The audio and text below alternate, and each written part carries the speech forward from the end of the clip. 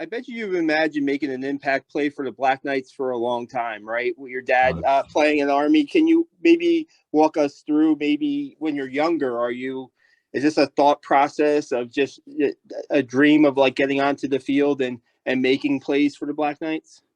Oh, yes, sir. I think every kid, especially when they're younger, they dream of playing football, like at the big level, the college, the NFL, but not a lot of people can say that they are playing football at their dream school. My whole life it's always been Army. It's always been Army, Army, Army. It's funny, my dad never really pushed me either. Like he said, I will support you on any decision you make. Either way, your family will be your biggest fan no matter what. But even as a kid, I was always Army. Always an Army guy. I was always Army. Like put on the Army game, or like watching like Army football videos on YouTube. But so that play alone, I get the sack and I open up my eyes again, and it's very surreal, very surreal moment.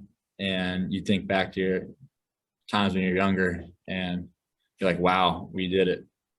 No doubt, no doubt.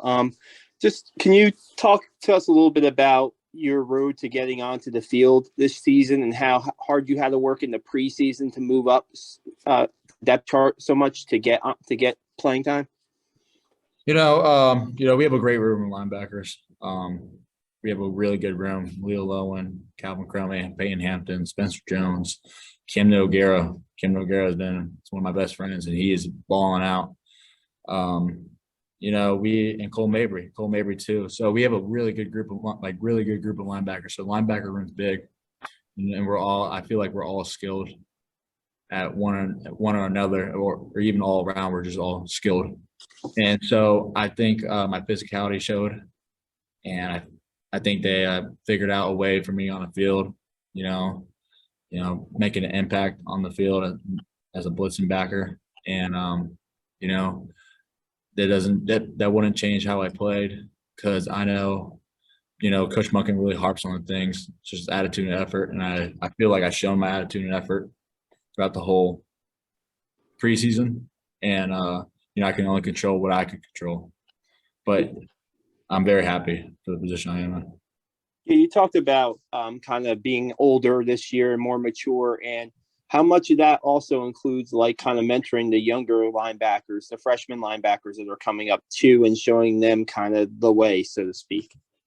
Yeah, like for example, when I first came in here, I went to the prep school, you're still like a lost dog. You're like looking around, making sure you're not late to things, or you feel vulnerable with your bald head. But like when I had veterans like Eric Smith and Kamata Yao in my position group, or even outside of position group, I had like Kay Bernard and then Wilson Cato, all the guys. I really felt like a family. I felt like they treated me as like a little brother, as a family. And then once I got to that role now, being a quote unquote a veteran, these like I feel what these please feel what these freshmen feel. And you don't want to be rude, so you have to help them, but also keep them in their tracks, let them know the role they have on the team. But all around, you're looking after them no matter what. You're their big brother.